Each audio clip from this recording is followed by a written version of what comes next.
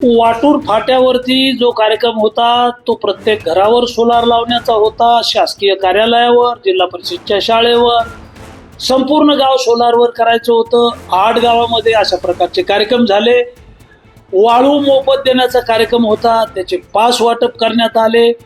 आणि या कार्यक्रमामध्ये बोलताना मी असं म्हणालो की केंद्र सरकारच्या ज्या कल्याणकारी योजना आहेत, राज्य सरकारच्या ज्या कल्याणकारी योजना आहेत, या योजना गावापर्यंत नेण्याची जबाबदारी माझी आणि माझ्या सगळ्या कार्यकर्त्यांची आहे. मात्र कल्याणकारी योजना राबवत असताना, गरिबांना याचा लाभ देत असताना, शेतकऱ्यांना लाभ देत असताना काही राजकीय पक्षाच्या नेत्यांनी काही 10-12 पोरांचं एक टोळकं तयार केलेलं आहे आणि हे टोळकं टोल करत राहतं कुच्चरवाट्यावर बसून, असं मी म्हणालो. आता टोल करणाऱ्यांना मी बोलायचं नाही.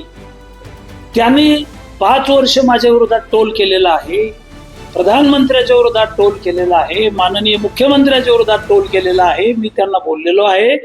आणि मी काय म्हणालो, तुमच्या घरात केंद्र सरकारच्या 5 योजनेचा पैसा येतो, तुमच्या घरात राज्याच्या योजनेचा पैसा येतो, तुमचं कुटुंब त्याचा फायदा घेतो आणि त्या पैशातून तुम्ही मोबाईल घेता, त्या पैशातून तुम्ही कपडे घेता.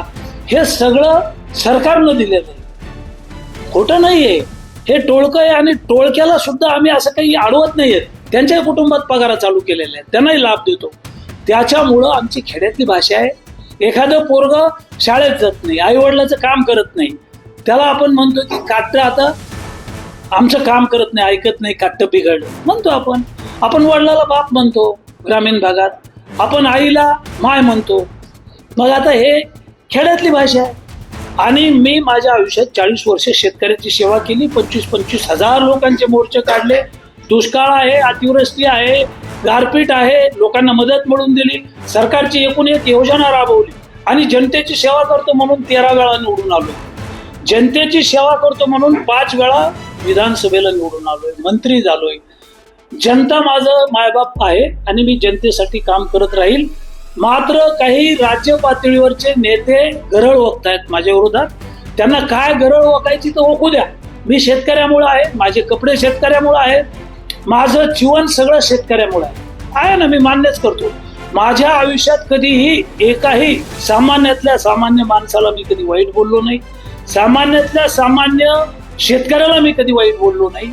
आणि मी जिवंत तोपर्यंत रक्ताच्या शेवटच्या थेंबापर्यंत मी काही बोलणार नाही. मात्र काही लोक विनाकारण याचं पिंपळाचं